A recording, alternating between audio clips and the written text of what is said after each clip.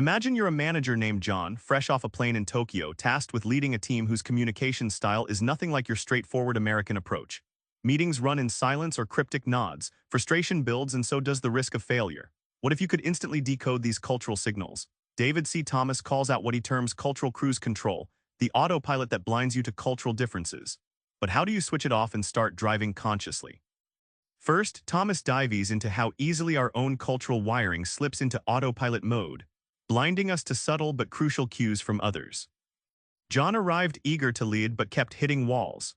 His American directness was met with silence from Japanese colleagues. They weren't disengaged, their culture values listening before speaking. John's default mode missed these cues, he was on cultural cruise control. Think of culture as an invisible operating system running in your brain. Just like your computer has settings you don't see but affect every click, culture shapes how you interpret actions and words without you realizing it. Once John recognized his autopilot was on, he paused and asked questions instead of assuming. This awareness transformed confusion into connection and set him on the path to true cultural intelligence. Next, Thomas breaks cultural intelligence, or CQ, into 4 concrete capabilities you can train like muscles. Spoiler, it's not about memorizing facts.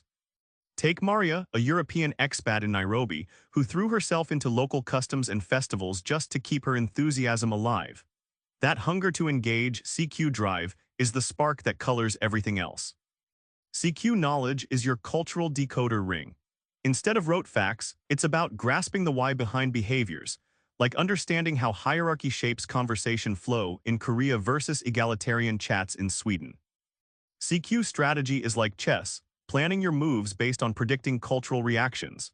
Thomas shows how savvy leaders anticipate misunderstandings and prepare how to bridge them ahead of time. Finally, CQ action is improvisation.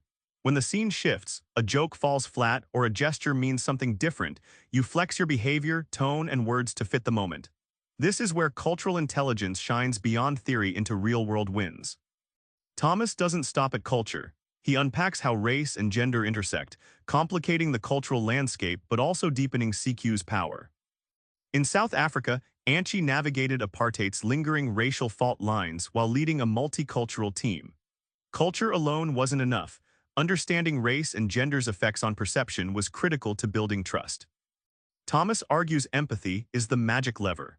It means noticing when someone's cultural experience is shaped by multiple identities and adjusting how you relate rather than relying on blanket stereotypes.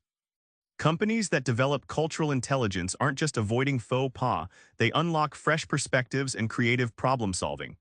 CQ becomes the engine for inclusion, making diverse teams not just coexist but thrive. Remember John in Tokyo, the guy stuck in silence and confusion? The secret wasn't more facts or louder talking. It was that flick of awareness flipping off the autopilot, sparking curiosity and empathy. So next time you hit a cultural wall, pause, ask a simple question. Notice what you normally wouldn't. Try this, observe one cultural habit today as if it were completely new to you and watch your world expand. Subscribe for more book summaries like this one.